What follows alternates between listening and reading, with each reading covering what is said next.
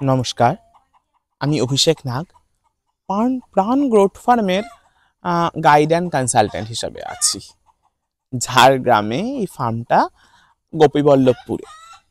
এই ফার্মটা নিয়ে একটু আলোচনার বিষয় আছে, যেহেতু এখনকার বর্তমান গোটারিতে এত বড় বড় ব্রিডদের দৌরত্ব, মানুষরা প্রচুর দাম দিয়ে ছাগল কিনছেন, সেইখানে একটা এত বড় ফার্ম যেটাতে 300 ক্যাপাসিটি টোটাল অ্যানিমেল রাখার মতো, সেই ফার্মটাতে একটা ব্রিড আমি গাইড করেছি। সেটা হলো একদম ছোট্ট সাইজের আমাদের ওয়েস্ট বেঙ্গলের ন্যাটিভ ভ্যারাইটি বেঙ্গল। ঝাড়গ্রামে আপনারা জানেন ভৌগোলিক পরিস্থিতি অনুযায়ী গরমকালটা বেশ যথেষ্ট গরম পড়ে, শীতটাও বেশ ভালো। সেখানে এই ভ্যারাইটিটা চুজ করার একটা বড় কারণ রয়েছে। শুধু আমরা গোট ফার্মিং করছি, মাংস উৎপাদন করছি, এই মুহূর্তে বাজারে মাংসের দাম খুব ভালোই রয়েছে, সেই জন্য আমরা বিক্রি করে দিচ্ছি। এই একমাত্র শুধু মানে ব্যবসায়ী দৃষ্টিভঙ্গি থেকে যদি না দেখি, তাহলে সোশ্যালি, ইকোনমিক্যালি এবং আরো অনেকগুলো দৃষ্টিভঙ্গি খুলে যায় আমাদের জন্য। তারই একটা বড় দিক হচ্ছে এই প্রাণ গোট ফার্ম। আমরা এখানে পিওর বেঙ্গল ভ্যারাইটি চুজ করেছি, এইখানকার ন্যাটিভ ভ্যারাইটি। এবং এই ফার্মটার যদি একদম দৃশ্য দেখেন, তাহলে এই ফার্মটা যথেষ্ট ঘাস থাকা সত্ত্বেও আমরা একটা পোর্শন কড়া রোদে তাদের ছেড়ে দিচ্ছি রোদ্রে চড়ার জন্য, কিছুটা চারণভূমি রেখে দিয়ে সেইখানে আমরা ছাগলদের চড়াচ্ছি। লাভটা কি বলতে পারেন? কেন করছি?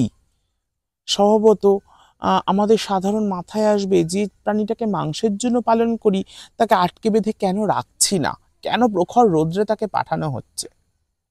ঠিক এর উত্তরটা আমাদের নিউট্রিশনস ডাক্তারবাবুরা মনে হয় ভালো দিতে পারে। যখনই হাড়ের জোর কমে যাচ্ছে, যখনই আমাদের শরীরে বডি মাস কমে যাচ্ছে, তখনই ডাক্তারবাবু সুন্দর প্রেসক্রিপশনে লিখছেন রেড মিট বা মাটন বা গোট মিট, চিবন, এগুলো খাওয়ার জন্য। ঠিক এই জায়গাতেই গিয়ে আমার এই ফার্মের গাইডেন্সটা কার্যকর। যার নিজের শরীরে ভিটামিন ডি নেই, রোদ্রের আলো থেকে যার নিজের হাড়গুলো শক্ত নয়, তার মাংস খেয়ে আমি বা কতদূর ভিটামিন ডি পেতে পারি বলুন তো? আমার হাড় কি করে সবল হতে পারে? আমার বডি মাস কি করে গ্রো হতে পারে? বডি মাস মানে তাই আমার শরীরের মতো সুন্দর একটু ভুঁড়ি হলো এটা বডি মাস নয়, পেশি তৈরি। তার মানে এই জীবগুলো, এই ছাগলগুলো পেশি বহুল হতে হবে। একটা বড়সড় ভুঁড়ি হলো বা চর্বি হলো সেটা বড় কথা নয়, আমাদের পেশি বহুল হতে হবে। কিন্তু সেই যে পেশি বহুল করার জন্যই আমরা তাদের হাঁটাচ্ছি, হাঁটছে, চলছে। এই যে বর্ষার ওয়েদারে আমরা ঠিক হালকা ঝিরিঝিরি বৃষ্টি দেখে তাদের চড়তে পাঠাচ্ছি এই গ্রেজিং ল্যান্ডে, যাতে তারা চড়ে, তারা খায়, তারা এই হালকা বৃষ্টিটা অ্যাডাপ্ট হয়। তবে না গিয়ে তাদের মাংসের মধ্যে, তাদের ফাইবারের মধ্যে, তাদের কোষের মধ্যে সেই স্ট্রং রাইবোজোম ফর্ম করবে, যে রাইবোজোম বা যেই প্রোটিন কম্পোজিশন আমার বডিতে এসে আমার ইমিউনিটিকে বিল্ড আপ করবে।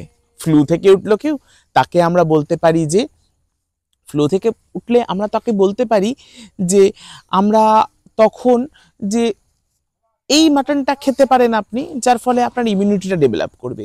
এই মাটনটা আপনি নিলে আপনার শরীরের যে বোনগুলো, যে পেশিগুলো নষ্ট হয়ে যাচ্ছিল, সেগুলো ডেভেলপ করবে। সেই জন্যই আমরা ন্যাচারাল ওয়েতে চেষ্টা করছি ফার্মিংটাকে গ্রো করার।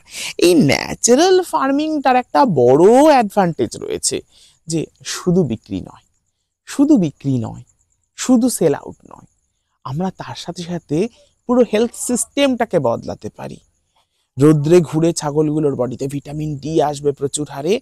ব্যবসায়ী দৃষ্টিভঙ্গি কি একদম বন্ধ করলাম? না, ডি3 কিনে খাওয়াতে হবে না, দুধটা নামবে খুব ভালো, বোন স্ট্রাকচারটা খুব ভালো হবে, মিট কোয়ালিটিটা রোদ্রের জন্য খুব সুন্দর আসবে। আবার এই যে হাঁটা চলার জন্য এক জায়গায় দাঁড়িয়ে স্টল ফিডিং না করে হাঁটা চলার জন্য যেটা হবে, তাদের ফাইবারটা খুব সুন্দর স্মুথ আসবে। আরো মজাদারভাবে যদি বলি, তাহলে যে প্রাণীটার বডিতেই চর্বি কম, যে সুস্থ, তার কিন্তু মিটে কোলেস্ট্রল পার্সেন্টেজ কমবে। আজকের ডেটে আমরা কিন্তু এই ছাগলের মাংস বা এই চিকন বা মাটনের আমরা সবাই একটা ভয় করি, আমার হাই বিপি হবে, আমার হাই কোলেস্ট্রল হবে। তবে যদি সঠিক পদ্ধতিতে এই চড়ানোর যত ধরনের ভ্যারাইটি আছে, যারা চড়ে খেতে পারে, আমাদের ওয়েস্ট বেঙ্গলে প্রথম বলতে হয় বেঙ্গলের কথা, তো এইরকম ভ্যারাইটি যদি এরকম একটু গেজিং ল্যান্ডে চড়তে পারে, আমি বলছি না আজকের দিনে যে প্রচুর বড় বিঘে বিঘে কারোর গেজিং ল্যান্ড থাকা সম্ভব, অল্পই কিছুটা স্টল ফিডিং হোক, কিছুটা তারা চড়ুক। ছাগলগুলো সুস্থ, তাদের বডি সুস্থ, তাদের ফাইবার খুব স্ট্রং, সেই কোষের মধ্যে রাইবোজোম খুব স্ট্রং।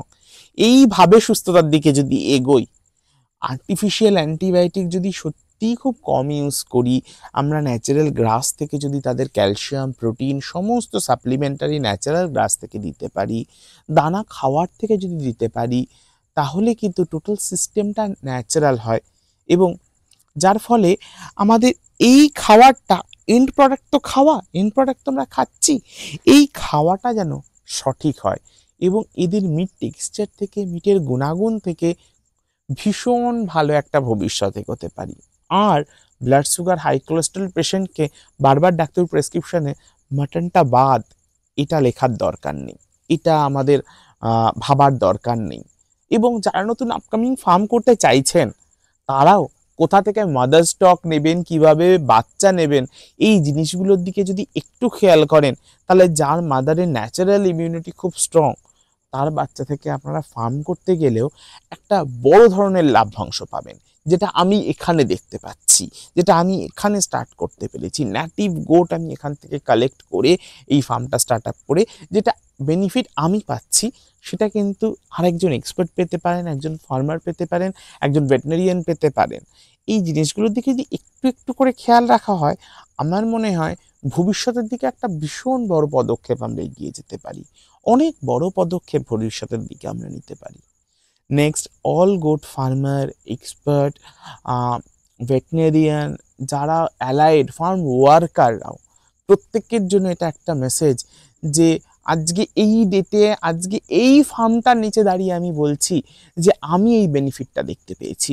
আপনারাও একটু ফোকাসে কাজ করুন। জাস্ট আজকের দিনের টাকা কালকের উপার্জন না ভেবে 5 বছর পরের কথা যদি ভাবেন, টোটাল ইন্ডাস্ট্রিটার বেশি ডেভেলপ হবে, ফার্মারদের ডেভেলপ হবে, এক্সপার্টদের ডেভেলপ হবে, ওয়ার্কারদের ডেভেলপ হবে, অ্যাজ ওয়েল এজ যারা খাচ্ছি তাদের ডেভেলপ হবে। এবং নিউট্রিশনিস্টরা, ডাক্তারবাবুরা, তারা খুব খুশি মনে প্রেসক্রিপশন লিখবে। এটা মনে হয় পদক্ষেপটা আমাদের ফার্মারদের, আমাদের এক্সপার্টদের, ভেটেরিনারিয়ানদের সবার নেওয়া উচিত।